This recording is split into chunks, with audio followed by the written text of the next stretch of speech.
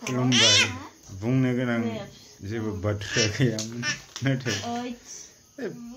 जोंना फेरेंगा सारखौ आं लाजिनाय मोनदों बिथाङा मा बुंदों गावाथ' टाक्कर खालामनो हाया हाग्रामा सारजों गावनि हिन्जावखौ देबोरगाव समस्थियाव बिथाङा बिजाथि फसंनोसैनो केन्डिडेट फसंनोसै एसे लासिंसिं हाग्रामा सारखौ नोंसो मा एफा दुरबल मोनबाय नामा एफा दुरबल मोनबाय फेरेंगा दम दंबा नोंनो गेलेफैना देबोरगाव बिजाबाव नोंनो गेले नों देरहागोन नामा बाजैखौथ' आं सनमान होयो दे जों आइजो माहारि बिमा माहारिखौ सनमान होयो नाथाय बाजैया माबोरै देरहागोन नों फैबाबो नोंनि नोमफा प्रमद इउजि फैबाबो देरहाया देबोरगाव समस्थियाव मोनथिबाय जानला मोनला खोथा बुंबाय थायो हो एसे लाजिनो सोलोंब्रा नोंसोरो मा बिटिआरजों मा मोनबायनो हो सेपारेट डाइरेक्टर मोनबायनो बड' मिडियामनि बहा मोनखो आरो जाय रावा बिटिसि एकर्डनि गेजेरजोंनो बेयो जोंनि अफिसियेल लेंगुवेजखा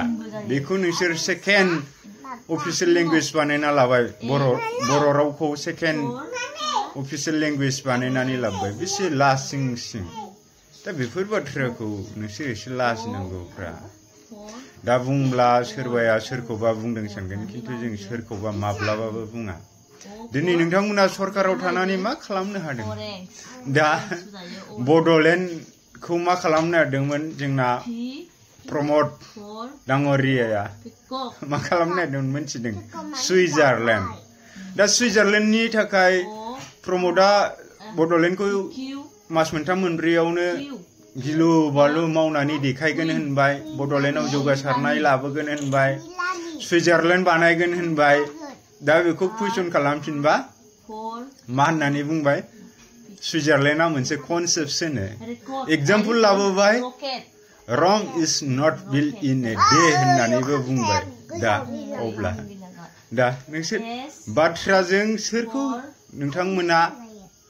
माब्रैहाय फिदिं फिदा खालामनानै नोंसिनि आवथायाव लांनो बेबायदिनि थाखाय कनसेप्ट नागिरदों टपिक नागिरदों बिनि थाखाय नोंथांमोनहा माखासे गियानजों लोगोसे माखासे बाथ्राजों बुजायनानै नोंथांमोनहा सोरखौबा माने नोंसिनि आवथायावनो दोनफिननो नागिरदों नाथाय जाम्बा नङा न' डाउट जों बयबो मोनथिगौ सानसेयावनो जों जेबो मावनो हाया नाथाय नोंथांमोननि कमिटमेन्टनि गेजेरजों नोंथांमोना होनाय रादाय बायदि मावनो हायाखै इभेन सुइजारलेण्डबो खालामनो हायाखै आरो दिनै नोंथांमोना षड़यन्त्र खालामनानै सरकाराव फैदों बे दखल बाबै आयेननि बाबै नोंथांमोना दिनै बिटिसि सरकारखौ दादों नोंथांमोननो रायजो राजाफोरा मेन्डेट होआखैमोन जे इउपिपिएल सरकार दानो हानाय जैगथा होआखैमोन नोंथांमोननि माखासे नांगौखिनि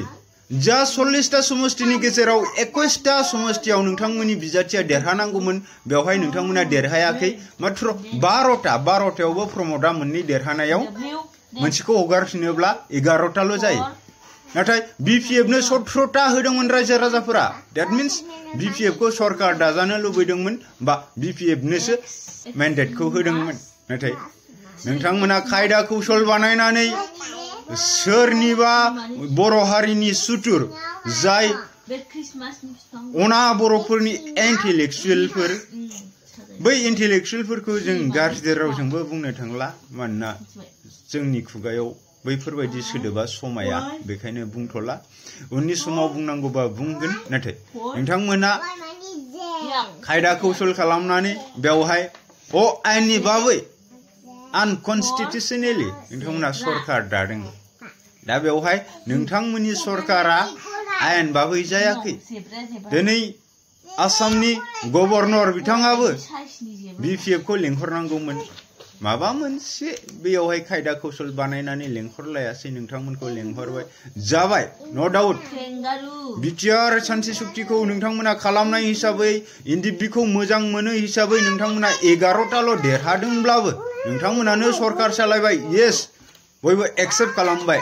नाथाय नोंथांमोना रायजोफोरनि थाखाय जौगासारनायनि जेबो खामानि मावनो हायासै जायनि फलाव दिनै नट अनलि बर' बेयाव बिटिसिआव थानाय बर'नि अनगायै गुबुन हारिफोरनि दिनै माखासे फिसा फिसौफोराबो आइ आफाफोराबो इउपिएल दोलोनि सायाव सोंखारिनो हमदों जाय सरकारा रायजो राजाफोरजों सायख'जायाखैमोनब्लाबो बिथांमोना खायदा कौशल बानायनायनि गेजेरजों सरकाराव फैनानै दिनै बिथांमोना गावसोरनि खोथा होनाय बायदि खामानि मावासै होननानै नोंथांमोनखौ कन्डेम खालामदों बिथांमोननि गोसो गोरबोआ दुखु मोनदों अब्ला नोंथांमोना माखौ लानानै दिनै बेबायदि खोथा बुंबाय थायो फेरेंगा नोंनि बाजैया गेलेया बे अनादार मेटार बाट नों देबोरगाव बिजाबाव हाग्रामा महिलारि बायदि सासे लेजेन्ड पलिटिशियन सासे ओरैबायदि काइन्ड हार्टेड सासे मानसि थानायाव सासे बिजाथि थानायाव माब्रैहाय नों जानला मोनला खोथा बुंनो हायो स' लाजिनाय दंब्ला एसे लाजिनो सोलों फेरेंगा सार मिथिबाय जों गोबांखौ बुंनो थाङा नों मा साबजेक्टनि प्रफेसारमोन जों मिथिया मिथिबाय नोंनि बै देग्लाय बैसागुआवनो दुम फेरेरे होननायजों जाया जानो हागौ नों बाजैखौ फसायैनि थाखाय बेबायदि खन्थाइखौ दिनै नोङो पावार मोनदों होननानै बेबायदि खन्थाइ सुजुनानै रायजोफोरनि गेजेराव पाब्लिश खालामदों जानांगौ बाट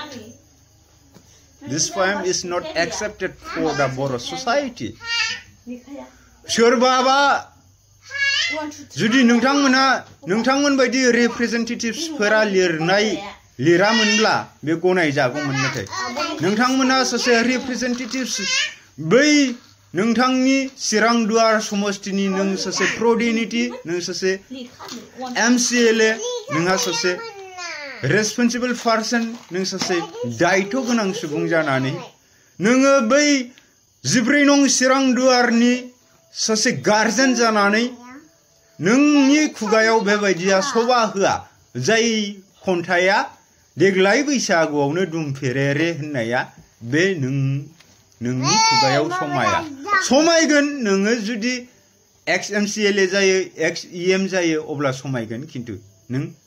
सिटिं एमसिएलए सिटिं इएम थानाय समाव समाया बेखौ नोंथाङा मिथिनानै लानाया मोजां दिनैनि थाखाय बेखिनि खोथाखौ बुंबाय देबोरगाव समष्टियाव नोंनि हिनजावालाय मा नों मालाय मा नोंनि नोमफा प्रमद मालाय मा नोम्बौ इउजि मालाय मा सोरबा सोरगोनिफ्राय इसोरा नामायबोबाबो देबोरगाव समष्टियाव हाग्रामा महिलारि बिथांखौ फेजेननो हानाय रावहाबो जैगथा गैया जेब्लासिम हाग्रामा महिलारि थागोन बे खोथाखौ आं नोंथांनो दिनै सिदायै खोथा बुंबाय बेबायदि नोङो आइजो माहारिखौ बेबायदि नासयनानै सोंखारिनानै बेबायदि बाथ्रा बुंनायनिफ्राय नोंथाङा गावखौनो हमथानानै थानाया मोजां मानोना दिनै इउपिएल दोलोखौ रावबो दिनै एक्सेप्ट खालामा सापर्ट होआ नो डाउट सोरबा लिडारफोरा थाखा फैसानि लबाव नोंसोरजों बा सोरजोंबा थांदों खिन्थु बेयो मा नङा बे अरायनि थाखाय जुगामि नङा थाखा फैसा मोनगौबा सोरबाबा बबेबा दोलोआव ब्लडबो थांफिननो हागौ मानोना पलिटिक्स राजखान्थियाव गासैबो बुस्थुआनो माने इम्पसिबल नङा गासिबो पसिबल दिनै बाव थांगोन गाबोन बैयाव थांगोन जेरै मोख्राया दालाय दालाय बास्लायो थिक बेफोरबायदि बुस्थु बेखायनो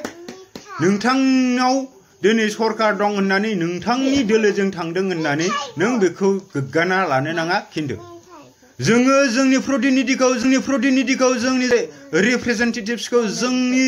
दिनै बिजाथिखौ जोंसो सायख'यो रायजो राजायासो सायख'यो बेखायनो सोरबा लिडार थांनाय थाङिजों जोंनि बिपिएफ दोलोनि सापर्टार नोंथांमोनाबो गिनो नाङा बिपिएफ दोलोआव दिनैसिमबो सिगांनिफ्रायनो समाजखौ अनसायबोनाय सिगांनिफ्रायनो बे ओनसोलखौ बे समाजखौ अनसायनो होननानै खामानि मावबोनाय गोबां एक्सपार्ट मानसिफोर दं आरो दिनै बै बिथांमोननि मेलेमजिबि बै बिथांमोन इन्टेलेक्चुएल बै बिथांमोन बिजनेस पार्सन बै बिथांमोन जाय बिथांमोना आबै आजौमोननिफ्राय बर' हारिखौ गाबथानानै थाबोदों जाय बिथांमोना बिटिसिखौ जौगासार होबोदों बै बिथांमोननि थाखायसो दिनैनि बिटिसिया थांनानै थाबोदों आरो बैनि थाखायसो दिनै बिटिसिनि माखासे जिथु जौगासारनायनि परिमाण बे दिनैसिमबो गोजौ जेब्ला समाव आं क'क्राझार बा बिटिसिआव आगान होजेनदोंमोन आं खुनु दिन साननानै मोनाखैमोन जे रिटायार पार्सनबो दंलायो होननानै